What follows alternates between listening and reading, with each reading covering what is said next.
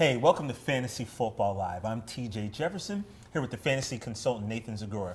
We want to get you guys ready for Week 8 by letting you know who to sit. So, Nate, what quarterback should be riding the pine this week? You know, his brother, very good. He's not so bad either, former Super Bowl champion. But in fantasy football, he's struggling a little bit. Hit a bit of a rough patch. Only 2 touchdowns with 5 picks in his last 2 games. And he's completing less than 50% of his passes during that span. Over the last 5 weeks, he's been under 250 yards 4 times. And he's been under 200 yards 3 times. And I'm talking about Eli Manning. If you can sell him high right now, I would. I think as the season goes on, they're going to be running the football more. And Manning's numbers are going to suffer. This week, tougher matchup for him personally with the Philadelphia Eagles. In his last 4 against Philly, he's averaging 167 yards passing with only 1.25 touchdowns per game. Those aren't great fantasy numbers, so I would sit Eli down this week. Gotcha. All right. What about running back? What running back should be sitting next to you on the couch? You know, this guy's a great rookie, but he should take a seat right here next to me, and I'm talking about Sean Marino. Marino going into Baltimore this week. The Ravens very upset coming off their bye.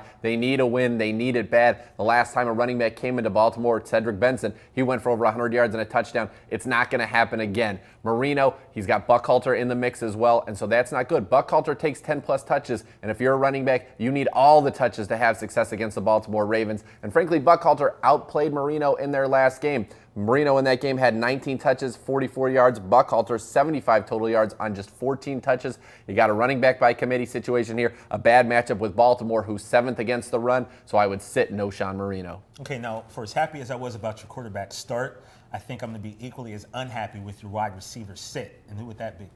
Well, you know what? Miles Austin's emerged. He's the number 1. Roy Williams, he is struggling. Tony Romo in the last 2 games has thrown for 662 yards with 5 touchdowns. Roy Williams, the number 1, the guy they traded a first-round pick for, the guy who was supposed to replace Co. Well, he has 1 catch for 16 yards in those 2 games. Granted, he didn't play in one of them, didn't hinder their production. The game he did play didn't hinder their production either, but only 1 catch for 16 yards. He hasn't scored since week 1. He's been under 35 yards without a touchdown in 3 of his last 4. I think he's struggling. He can't get open. He can't catch the ball when he does get open. I would sit him down.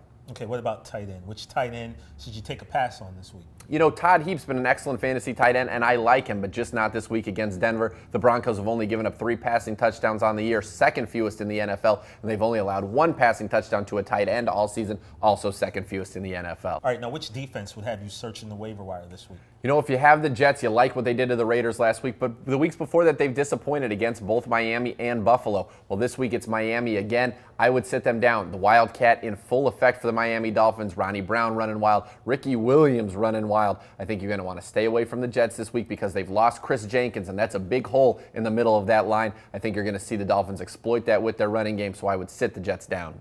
And there you have it. Those are our top sits for Week 8. For the fantasy consultant Nate Zagora, I'm TJ Jefferson. We'll see you next time on Fantasy Football Live.